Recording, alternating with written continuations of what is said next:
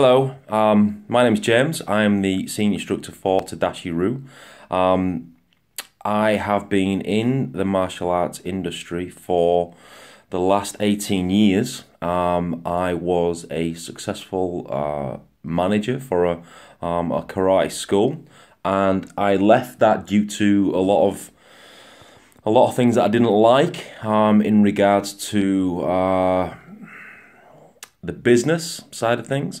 It became more money orientated, and this is one of the things that I want to talk to you about today. Now, I've been meaning to do a blog or a vlog for a while now, since I started the YouTube channel, and there's just some concerns that I have in regards to people out there that are paying for their children in particular to go to a karate class or a martial arts class, and are paying way too much for their instructor to dance around or receive belts too soon, or not learn the ramifications of why a technique is a technique.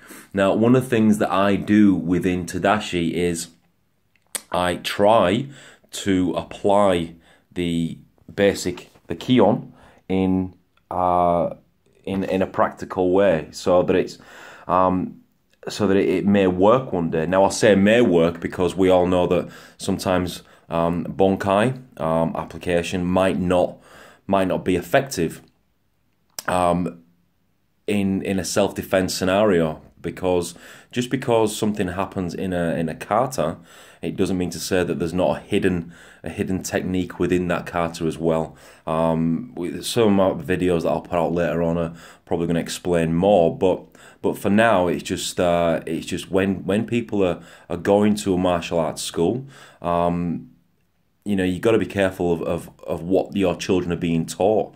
You know, if the instructor is more pushing uniforms, a typical example, I had somebody come to me a few months ago and said that, you know, my child needs a uniform for Kumite and a uniform for the basics. And I'm thinking, well, hang on a minute, that's not right. To me, that is a case of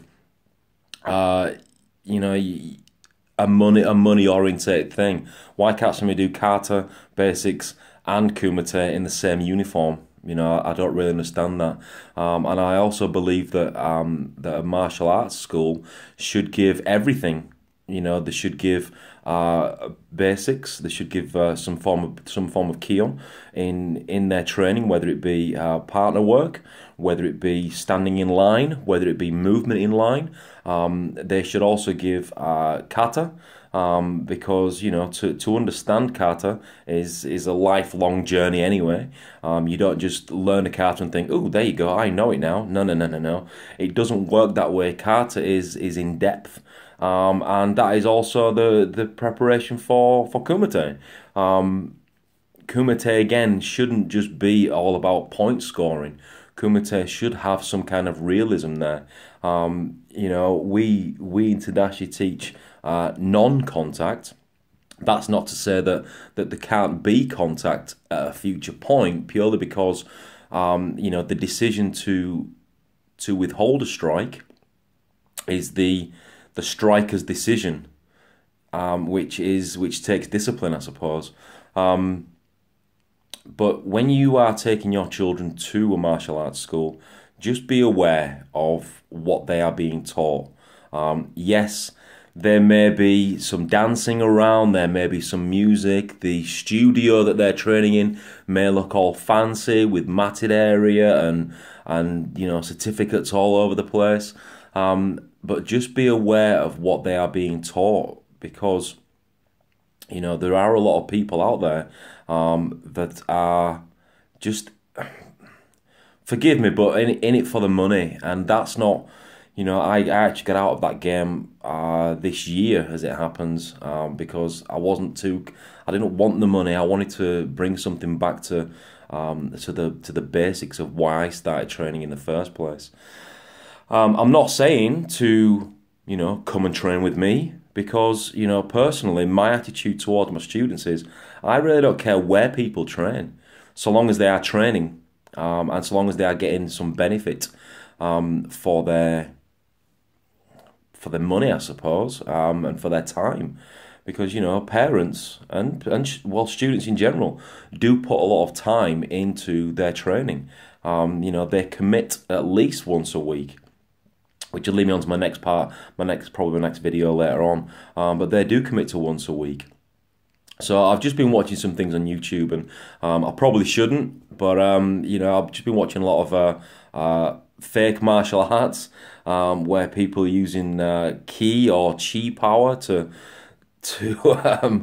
deflect techniques, and it's interestingly, yeah, there isn't really a word for it, but it's interesting.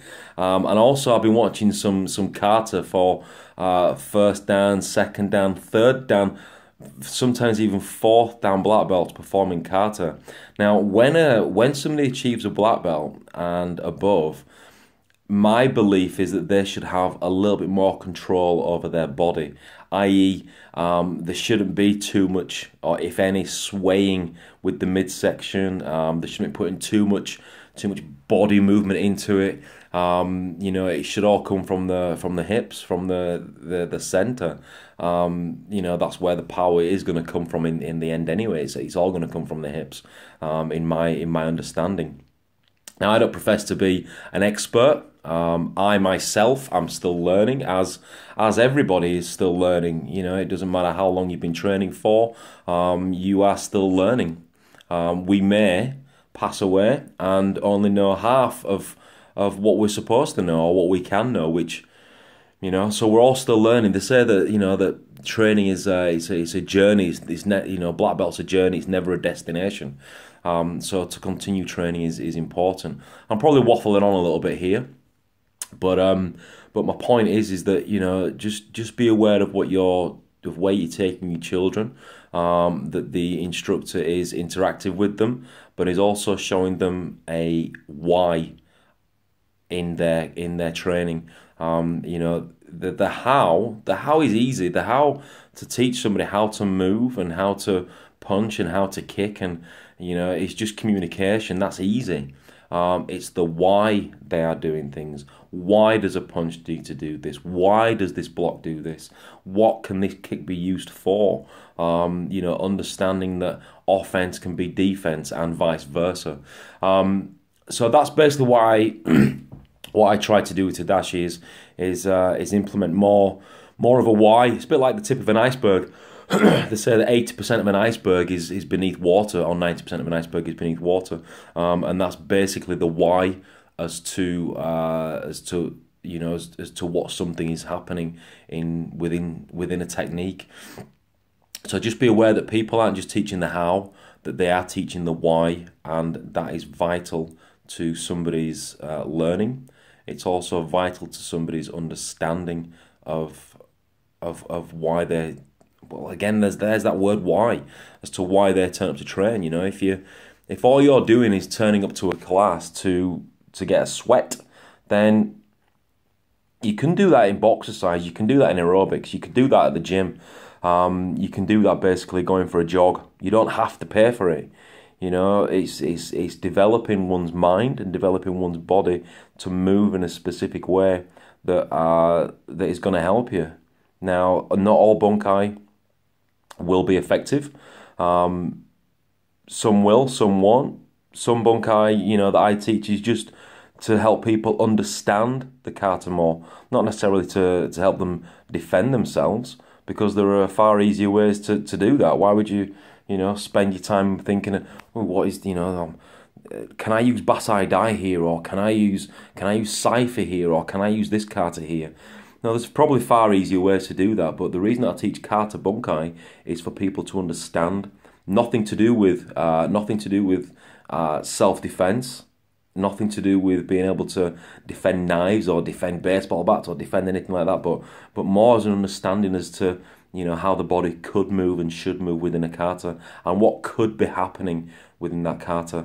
You know, like I said, there's easier ways to defend yourself. First way to defend yourself is to, well, don't be there. You know, run away, which again is something that, you know, if there's an attack coming towards you, the first rule is run. You know, the greatest warrior will avoid conflict at all cost. So you just, you know, you would run away without switching on your martial arts ability or your special powers, because karate doesn't, martial arts doesn't give you special powers. Yes, it's useful, but just having that understanding as to why. So until my next video, which I hope you've got something from this. I hope I've made some kind of sense. I do tend to waffle because this is my first video blog, and I am a little bit camera shy, as you can probably see, because I'm. So just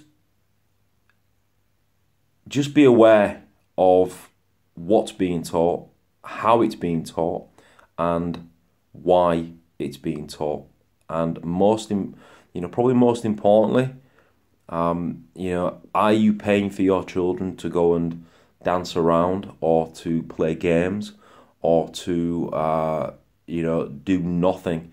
The main thing is the commercial side of martial arts is basically that. It's there for money. I'm not putting any. I don't want to be seen to be putting any other martial arts down, but I want just an awareness of people training, and of what parents are paying for. That's just my opinion. You are allowed to disagree. I won't take offence if you do disagree. But yeah. So I hope you've got something from this. I hope I made some kind of sense, or there's a point there somewhere. But just look out for more videos, and make sure that you subscribe to my video channel, and I will speak to you all soon. I'm gonna go now. I'll speak to you soon. Bye bye.